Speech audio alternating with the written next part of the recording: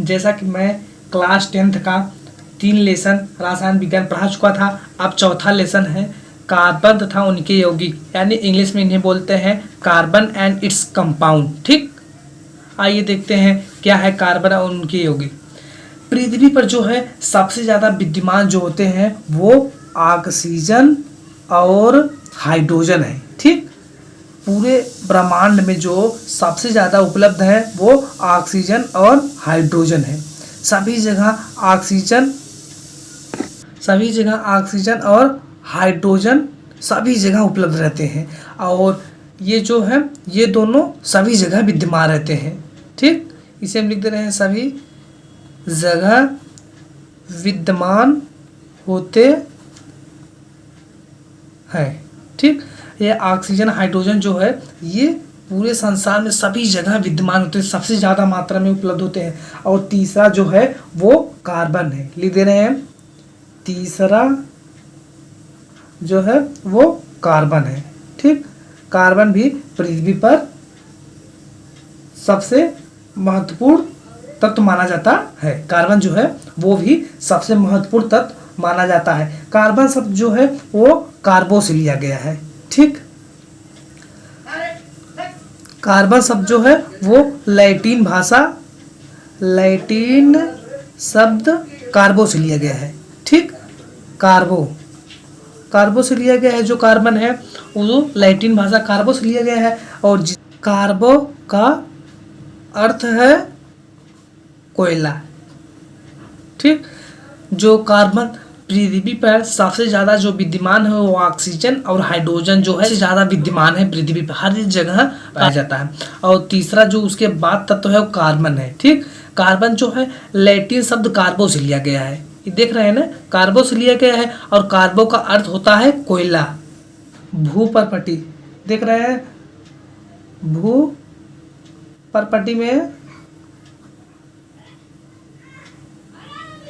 भूपर्पटी में जो 0.02% पाए जाते हैं।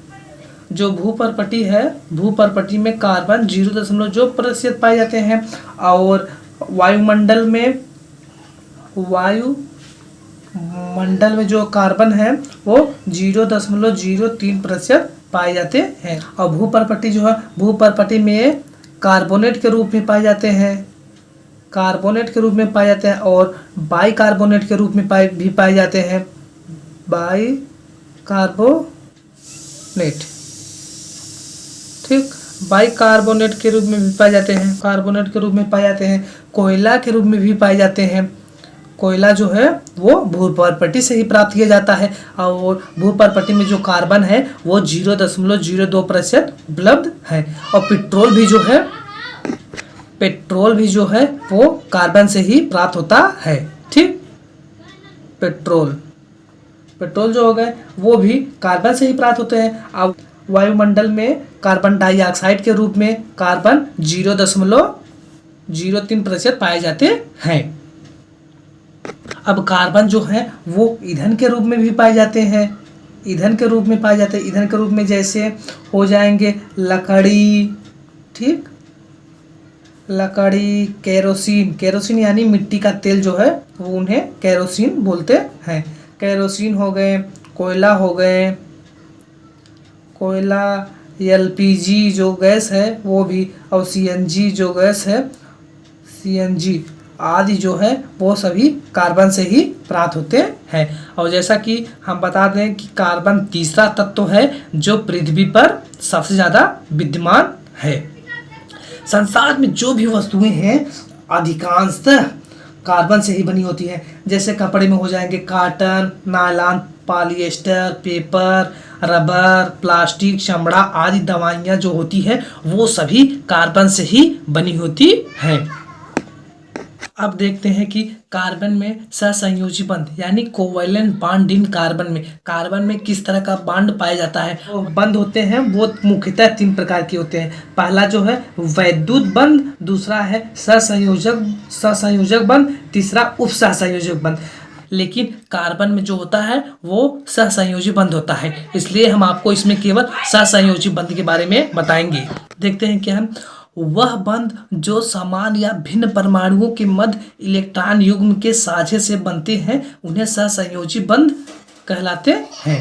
ठीक, यानी जो इनमें बंध बनेंगे वो समान परमाणु होंगे या भिन्न परमाणु के मध्य इलेक्ट्रॉन युग्म के साझे से आधा एक तत्व देंगे और आधा दूसरा तत्व देते हैं, उन्हीं को ही सहसंयोजक बंध बोलते हैं। और जैसा कि कार्बन जो है उनका परमाणु क्रमांक होता है 6।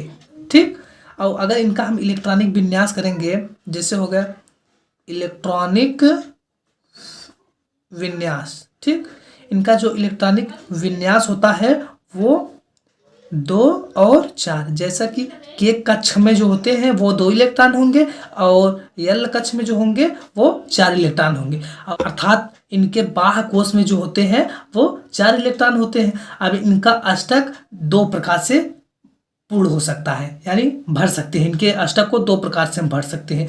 अगर हम कार्बन को 4 इलेक्ट्रॉन हम त्याग दें तो 4 इलेक्ट्रॉन त्याग देंगे तब इनके बाह्य कोश में 2 इलेक्ट्रॉन हो जाते हैं, जबकि ये हीलियम के बराबर हो जाते हैं। यानी इनका जो के कोश है वो कंप्लीट हो जाएगा।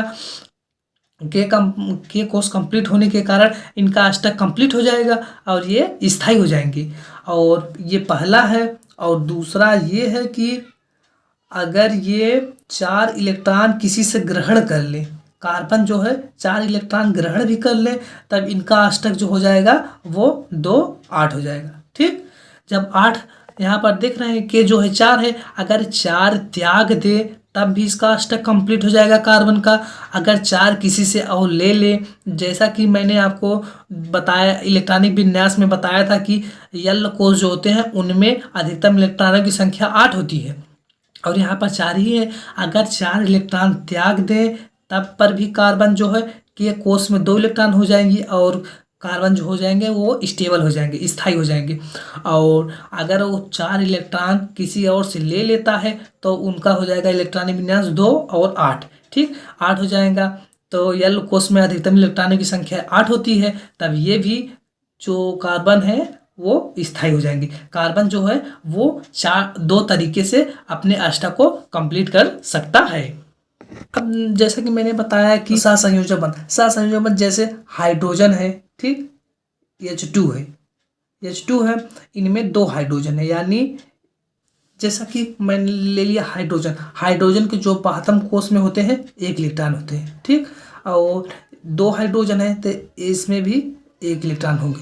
अब ये दोनों साझे से अपना बॉन्ड बना लेंगे, ये अपना आधा देगा और ये देंगे। जब ये दोनों आपस में देंगे तो इनका इलेक्ट्रॉनिक विन्यास 2 हो जाएगा, तो ये स्टेबल हो जाएंगे। ठीक, जैसा कि के कोश में 2 इलेक्ट्रॉन हो जाएंगे तो बराबर हो जाएंगे।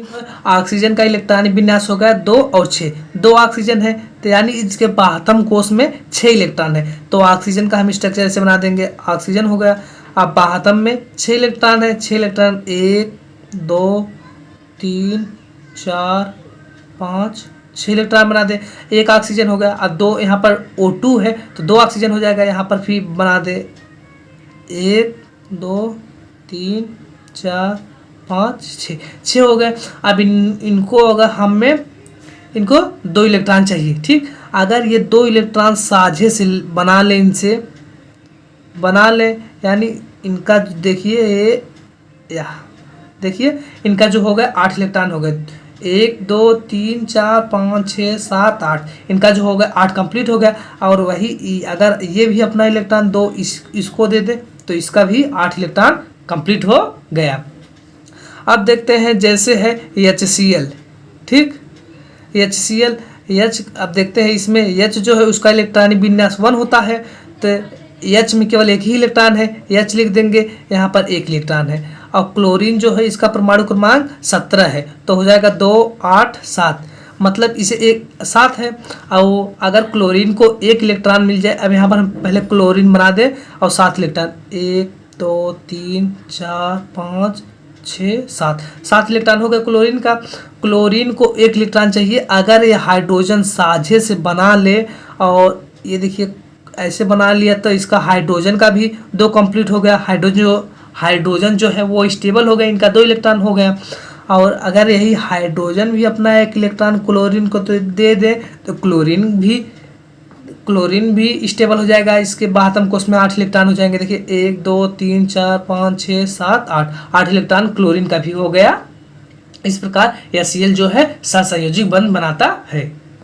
अब देखते हैं Cl2 में क्लोरीन कैसे सहसंयोजक बंध बना रहा है। Cl2 है, क्लोरीन का इलेक्ट्रॉनिक विन्यास होता है, एक क्लोरीन का इलेक्ट्रॉनिक विन्यास होता है 2 8 7, 2 8 7 होता है, तो 2 क्लोरीन हो गए, तो 2 क्लोरीन का भी ऐसे हो जाएगा। देख रहे हैं, ये 2 क्लोरीन हो गए, तो इनका इलेक्ट्रॉनिक विन्यास 2 8 7 हो जाएगा। यानी जो दोनों क्लोरीन है उनके बाहतम कोष में 7 इलेक्ट्रॉन है। आइए इन्हें हम लुईस बिंदु के द्वारा हम इन्हें प्रदर्शित करते हैं। देखिए क्लोरीन है 1 2 3 4 5 6 7, 7 हो गए इलेक्ट्रॉन, एक क्लोरीन हो गया। अब दूसरे क्लोरीन भी बना दे रहे हैं यहाँ पर 1 2 3 4 5 6 7, 7 हो गए। अगर इस क्लोरीन को एक इलेक्ट्रॉन मिल जाए तो इनके बाहतम कोष में 8 इलेक्ट्रॉन हो जाएंगे और ये स्टेबल हो जाएगा इनका। जब एक इलेक्ट्रॉन इससे ले लेगा तो इसका भी 8 हो जाएगा। देख रहे हैं, ये ऐसे ले लेगा, ठीक, ये ऐसे ले लिया तो इसका देखिए अब कितना हो गया 1 2 3 4 5 6 7 8 हो गया। अब इस क्लोरीन का अभी साथ ही है, अगर ये क्लोरीन इसका इलेक्ट्रॉन एक ले ले तो इसका भी 8 हो जाएगा। या देखिए 1 2 3 4 5 6 7 8।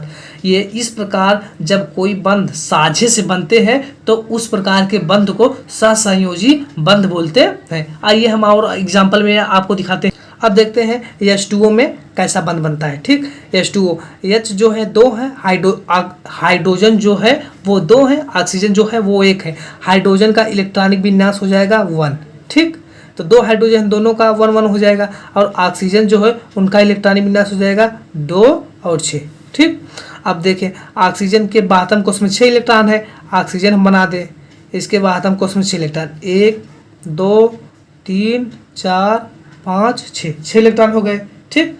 अब हाइड्रोजन जो है 2 हाइड्रोजन है, एक हाइड्रोजन इधर बना दे रहे हैं, एक हाइड्रोजन इधर, और हाइड्रोजन के पास जो है वो एक इलेक्ट्रॉन है, एक इलेक्ट्रॉन इसके पास है, एक इलेक्ट्रॉन इसके पास है, 2 इलेक्ट्रॉन है, ठीक। अब ऑक्सीजन को, अगर ऑक्सीजन के बाहतम कोष में 6 इलेक्ट्रॉन है, अगर ये 2 इलेक्ट्रॉन ले ले तो इसका जो बाहतम कोष है उसमें 8 इलेक्ट्रॉन हो जाएंगी और वो स्टेबल हो जाएंगे। अगर देखिए ये इस हाइड्रोजन से ऐसे ले ले, ठीक, और इस हाइड्रोजन का भी इलेक्ट्रॉन ले ले, ठीक। ये देखिए ऑक्सीजन जो है इलेक्ट्रॉन ले लिया दोनों हाइड्रोजन का। अब ऑक्सीजन के हो जाएंगे 1 2 3 4 5 6 7 8 इलेक्ट्रॉन हो गए। अब हाइड्रोजन जो है, हाइड्रोजन के बाहतम कोष में अगर 2 इलेक्ट्रॉन होगा तो वो स्टेबल होंगे। यहाँ पर देख रहे हैं एक ही इलेक्ट्रॉन है, अगर ये एक इलेक्ट्रॉन ऑक्सीजन का भी ले ले हाइड्रोजन, तो हाइड्रोजन के बाहतम कोष में 2 इलेक्ट्रॉन हो गए, तो हाइड्रोजन भी स्टेबल हो गया। और इधर जो है अभी एक ही इलेक्ट्रॉन हाइड्रोजन के पास है, अगर ये हाइड्रोजन इस ऑक्सीजन के साथ बॉन्ड बना ले तो इस हाइड्रोजन का भी 2 इलेक्ट्रॉन हो गया। इस प्रकार जो बंध बनते हैं उन्हें सहसंयोजक आबंध बोलते हैं। चलिए अब हम अपने टॉपिक पर आते हैं। अब अगली हेडिंग है कार्बन के अपर रूप तथा उनके गुण, यानी allotropes of carbon and their property. देखते हैं कार्बन के कौन कौन से अपर रूप हैं।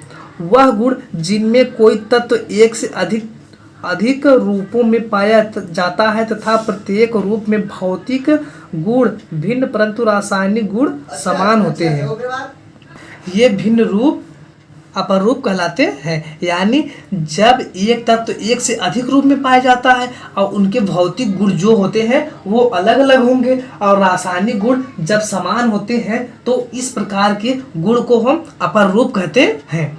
अब देखते हैं कार्बन विभिन्न अपर रूपों में पाया जाता है। देखते हैं कौन कौन से रूप में पाया जाता है, जिसमें कुछ निम्न है।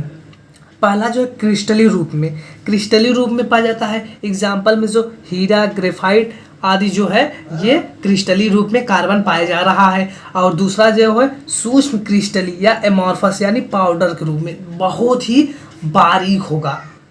सूक्ष्म क्रिस्टली यानी बहुत ही बारीक होगा।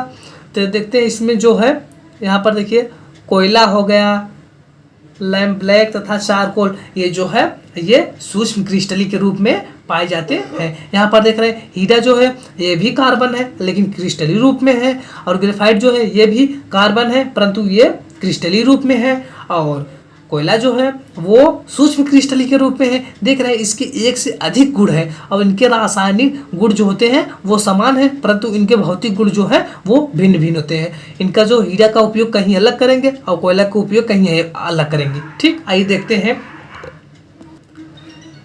कार्बन। कार्बन के कुछ प्रमुख अपर रूप एवं उनके गुण निम्न प्रकार दिए गए हैं। पहला जो है हीरा, हीरा देखते हैं वो जो है कार्बन से ही बना है। इनके समान गुण निम्नलिखित है। हीरा जो होता है वो रंगहीन पारदर्शी पदार्थ होता है। हीरा जो है वो रंगहीन यानी उनमें कोई रंग नहीं होता है, वो सफ़ेद ही होते हैं, व्हाइट कलर होते हैं। ठीक, उनका कोई कलर ही नहीं होता है, वो रंगहीन होते हैं। इसकी अत्यधिक चमक उच्च आवर्तनांक के कारण होती है।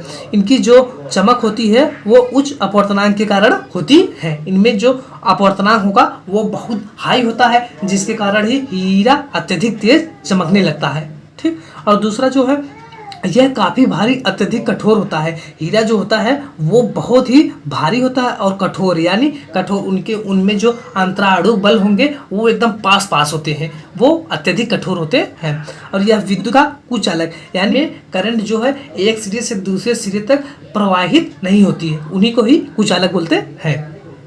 अब देखते हैं हीरा की संरचना कैसी है। ठीक, स्ट्रक्चर, यह कार्बन परमाणु का बृहद अणु है। कार्बन जो है यह बहुत ही कार्बन आपस में मिलकर ऐसी संरचना बना लेते हैं, मतलब बहुत ही बृहद, यानी उनमें जो कार्बन है वो कार्बन के अणु बहुत होते हैं और बृहद अणु बना लेते हैं, जिनमें प्रत्येक कार्बन अन्य 4 परमाणुओं से प्रबल सहसंयोजक बंध द्वारा जुड़ा होता है। प्रबल सहसंयोजक बंध बनने के कारण त्रिविमी जालक संरचना होती है। जब ये इस प्रकार बंध बना लेते हैं कि उनकी जो संरचना होती है वो त्रिविमी जालक संरचना बना लेती है। आइए देखते हैं कि हीरा की संरचना कैसी होती है। इस फिगर में आप देख लीजिए हीरे की जो संरचना है वो त्रिविमी जालक के रूप में दिखाई दे रही है। अब देखते हैं इनका उपयोग हम कहाँ कहाँ करते हैं। इसकी कठोरता के कारण इसका प्रयोग मार्बल, ग्रेनाइट तथा ग्लास को काटने के लिए चाकू के रूप में करते हैं। जो हीरा होता है उनका प्रयोग कुछ मार्बल को काटने के लिए या ग्लास आदि को काटने के लिए चाकू की तरह इस्तेमाल किया जाता है। और क्या है, इसे आभूषण बनाने में भी प्रयुक्त किया जाता है। हीरा जो होता है उसे आभूषण बनाकर प्रयुक्त करती है। अब देखते हैं दूसरा जो है ग्रेफाइट। ग्रेफाइट क्या होता है, यह भूरा काला पारभासी होता है, यानी इनमें प्रकाश जो है बहुत हल्का ही पार कर जाता है। प्रकाश की जो किरण होती है बहुत हल्का ही पार कर जाती है, उन्हें ही पारभासी कहते हैं। यह हीरे से हल्का, यह जो है ग्रेफाइट जो है हीरे से बहुत हल्का है और मुलायम भी होता है, चिकना तथा फिसलनशील होता है। यह जो ग्रेफाइट है उसे अगर हाथ से पकड़ेंगे वो बहुत तेज ही स्लिप करेगी, बहुत तेज ही फिसलेगी। वही बता रहा है कि यह बहुत फिसलनदार होती है। यह विद्युत का अच्छा चालक है। चालक यानी इनमें करंट एक सिरे से दूसरे सिरे तक प्रवाहित होगी। इनमें अगर हम एक सिरे में करंट प्रवाहित करेंगे, अगर जैसे ये पेन है, मान लीजिए ग्रेफाइट है, अगर यहाँ पर हम करंट प्रवाहित करेंगे तो ये इस सिरे पर भी करंट प्रवाहित होगी, अगर ये ग्रेफाइट रहेगा तब। अब देखते हैं इनकी संरचना कैसी होती है। ग्रेफाइट स्ट्रक्चर देखते हैं। ग्रेफाइट में कार्बन परमाणुओं की प्रति चादर संरचना होती है। प्रति चादर के रूप में संरचना होती है, यानी एक के ऊपर एक परत पाई जाती रहती है, और जिसमें प्रत्येक कार्बन परमाणु से सहसंयोजक बंध द्वारा जुड़कर षटकोणी रेखी संरचना बनाता है। यद्यपि प्रत्येक कार्बन परमाणु का चौथा इलेक्ट्रॉन मुक्त होता है, जो इस विद्युत का अच्छा चालक है। ग्रेफाइट में कार्बन परमाणु की विभिन्न परतें एक दूसरे से दुर्बल वान डर वाल बल द्वारा जुड़ी होती हैं।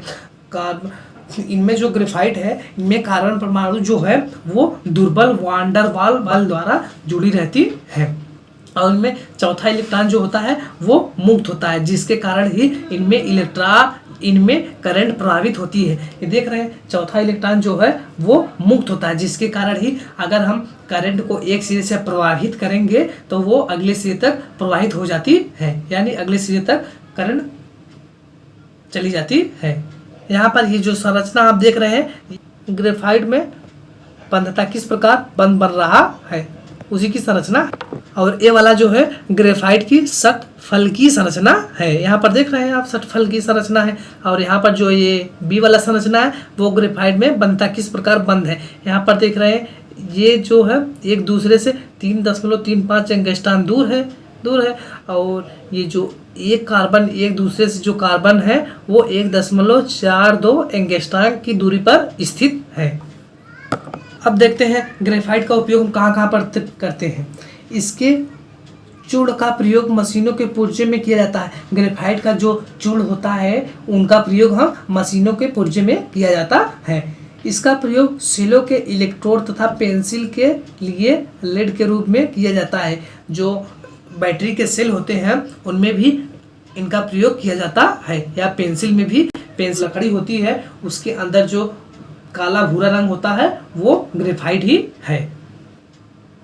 अब देखते हैं कार्बन की सर्वोत्मुखी प्रकृति, यानी कार्बन कहाँ पर किस रूप में पाया जाता है। देखते हैं versatile nature of carbon. Carbon जो है उनकी लगभग, कार्बन की जो संख्या होती है वो लगभग 3 मिलियन होती है। और इसी के कारण कार्बन की यौगिक की संख्या जो बहुत बड़ी हो जाती है। और इन्हीं का अध्ययन करने के लिए हम इन्हें मुख्य भागों, अलग अलग भागों में विभाजित कर देते हैं। जैसे श्रृंखलन है, जब कार्बन श्रृंखला के रूप में पाया जाता है, यानी श्रृंखलन में भी हो जाएगा खुली श्रृंखला, बंद श्रृंखला। यानी जब कार्बन ऐसे खुली श्रृंखला में पाए जाएंगे तब उस प्रकार के श्रृंखलन को हम खुली श्रृंखलन कहते हैं। यहाँ पर हो जाएगा खुली, यहाँ पर देख रहे हैं कार्बन जो है वो खुली श्रृंखला के रूप में पाया जाता है। और कार्बन कभी कभी ऐसे भी पाए जाते हैं, यहाँ पर देख रहे हैं ना।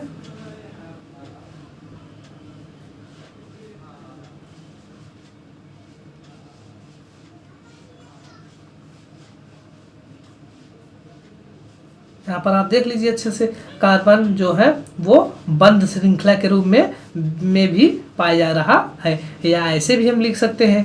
ठीक, ये कार्बन देख रहे हैं आप, कार्बन जो है वो खुली श्रृंखला और बंद श्रृंखला दोनों के रूप में पाया जाता है। और कार्बन की देख रहे हैं, कार्बन जो है वो खुली श्रृंखला और बंद श्रृंखला में भी पाया जाता है। यहाँ पर ये जो है वो बंद श्रृंखला है।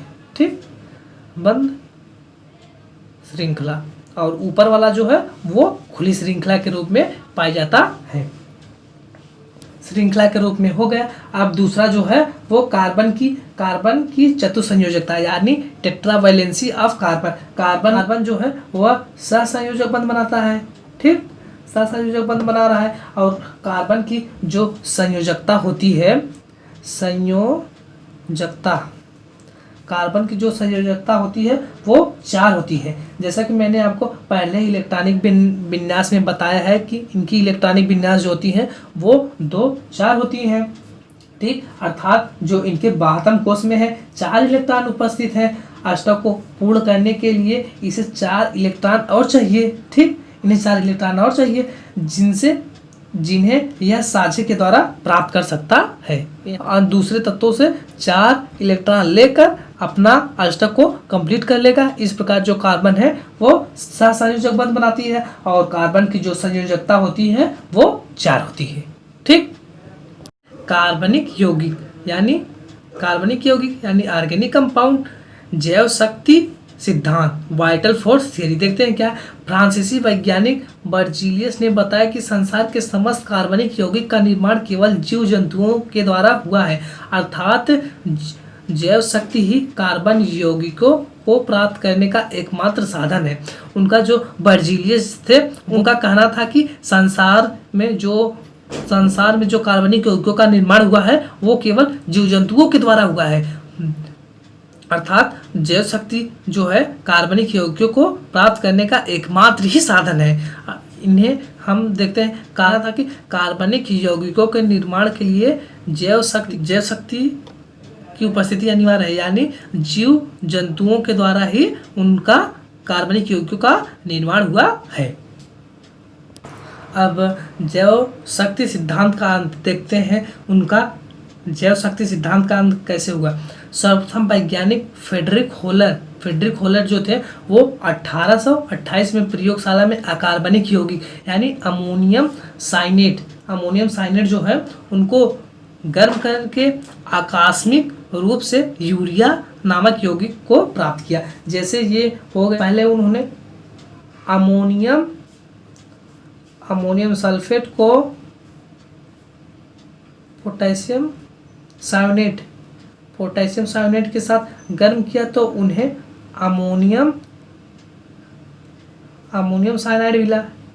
ठीक, ये जो है अमोनियम साइनाइड है, ये अमोनियम साइनाइड है। और जब अमोनियम सल्फेट को पोटेशियम साइनेट के साथ गर्म किया तो अमोनियम साइनेट बना, अमोनियम साइनेट और पोटेशियम सल्फेट बना। फिर उन्होंने अमोनियम सल्फेट को पुनः गर्म किया। अमोनियम सल्फेट को फ्रेडरिक होलर ने पुनः गर्म किया।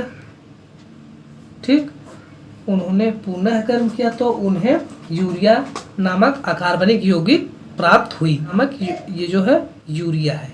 ठीक, यूरिया नामक अकार्बनिक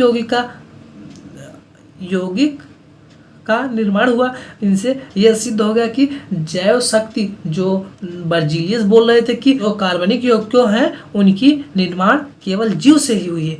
और फिर बाद में फ्रेडरिक होलर ने उस सिद्धांत का अंत कर दिया कि नहीं, जीव से ही नहीं, वो उन्होंने प्रयोगशाला में अकार्बनिक यौगिक यानी अमोनियम साइनेट को गर्म करके यूरिया का फॉर्मेशन किया। और उनके बाद ही अनेक वैज्ञानिक जैसे कोल्बे जो थे वो 1845 में एस्टिक एसिड का आविष्कार किए। उनके बाद लगातार प्रयोग जारी रहा और 1845 में कोल्बे ने एस्टिक एसिड का फॉर्मेशन किया। और उनके बाद बर्थेलो जो है वो 1856 में मीथेन का फॉर्मेशन किया। इन्होंने मीथेन का फॉर्मेशन किया। उनके बर्थले जो थे 1856 में मीथेन का ही फॉर्मेशन किए। अब इनके बाद ही अनेक वैज्ञानिक लगातार प्रयोग करते चले गए। और फिर बाद में उन्होंने हाइड्रोकार्बन को अलग किया। अब देखते हैं अगले भाग में हम आपको हाइड्रोकार्बन के बारे में बताएंगे कि हाइड्रोकार्बन क्या है, और कार्बनिक यौगिकों का नामकरण भी हम अगले भाग में आपको बताएंगे कि कार्बनिक यौगिकों का नामकरण कैसे किया जाता है। अगर हमारा वीडियो अच्छा लगे तो वीडियो को लाइक, चैनल को सब्सक्राइब और बेल आइकन को प्रेस कर दीजिए, जिससे हमारे नोटिफिकेशन आप तक सबसे पहले पहुंचे।